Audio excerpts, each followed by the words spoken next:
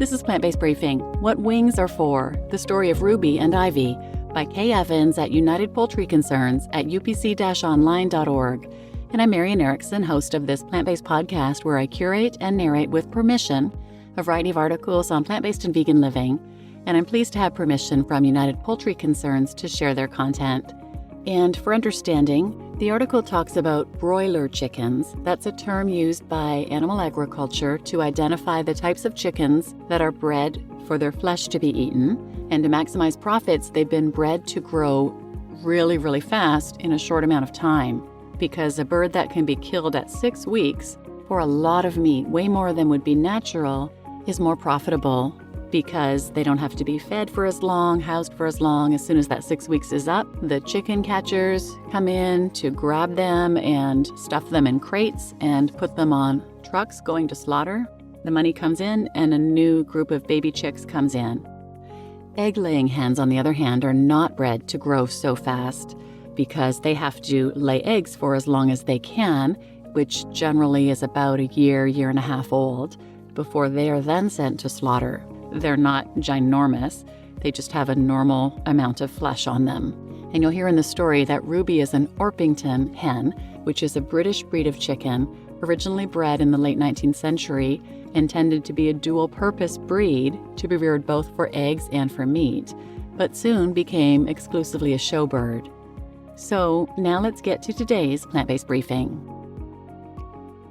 What Wings Are For, the story of Ruby and Ivy, by Kay Evans at United Poultry Concerns at upc-online.org. The article contains 2 pieces of information for context. Kay Evans and Jim Robertson are members of United Poultry Concerns. In 1996, they founded Coco Winity Chicken Sanctuary and Education Center at their home after years of rescuing and rehabilitating quote-unquote spent laying hens and baby broiler chickens in their area.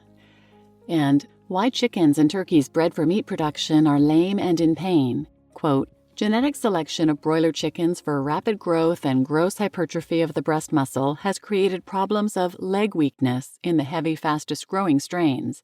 Leg weakness is a euphemism used to describe a long and depressing list of pathological conditions of bones, joints, tendons, and skin, ulcerated skin caused by the ammonia-soaked bedding the birds are forced to sit in.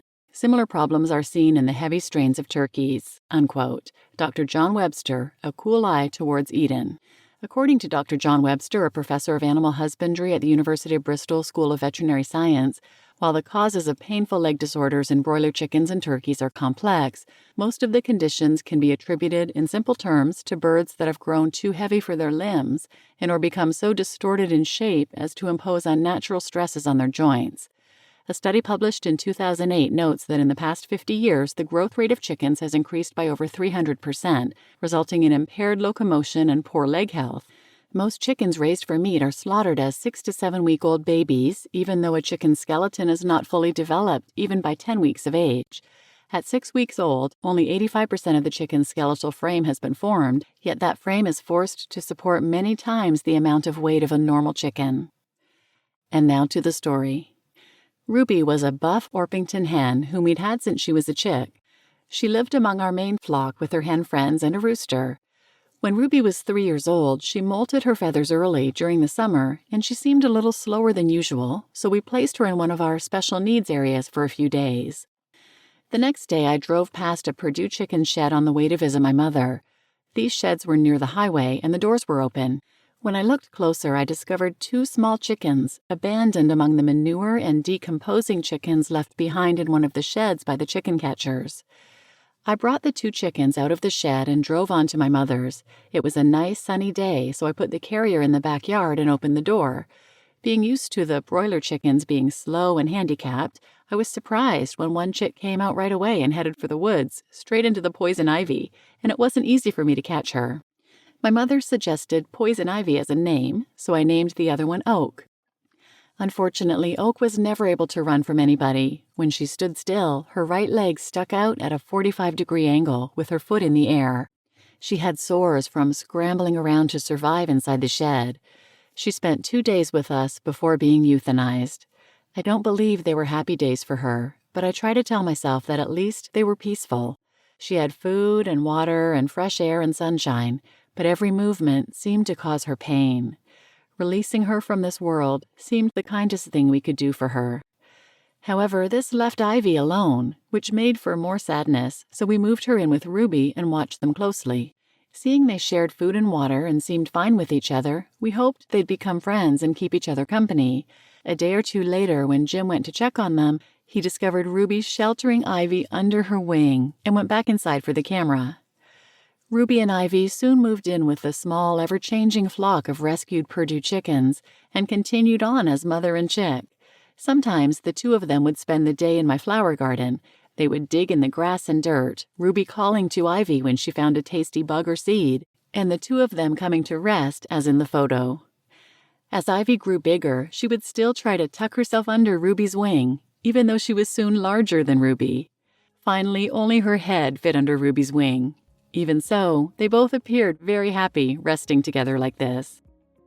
Ivy died of heart failure within a year, but she and Ruby remained friends her whole life, even after Ruby stopped mothering her. After Ivy's death, Ruby remained with the Purdue flock until she died about 3 years later. Ivy came from a Purdue shed in one of the poorest counties of North Carolina. I'm amazed and happy that through the efforts of United Poultry Concerns, Ivy and Ruby have touched so many people and even had their image appear on Times Square this past May. Though they have both been physically gone for several years, they continue to live on in this way, and within my own heart.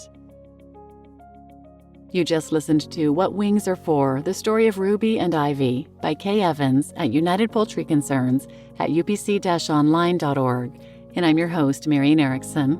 This is such a beautiful story, so sweet, and I'll put a link to the original post in the show notes, and I will also put that photo directly in the show notes as well. It shows yellow, fluffy Ruby with her wing wrapped around sweet little white Ivy, and it's just precious. And there's also a photo of that photo on a giant screen in Times Square in New York. So this was published in United Poultry Concerns' Poultry Press newsletter back in 2008, so it was a while ago. But the story of Ruby and Ivy is still touching people's hearts. It touched mine, and now I've shared it with you as well. And it just shows that these chickens have feelings and social lives and emotions, just like everybody else. So it makes it really hard to fathom how horribly people treat and how much they hurt these sweet, little, innocent, defenseless beings. We should be protecting them.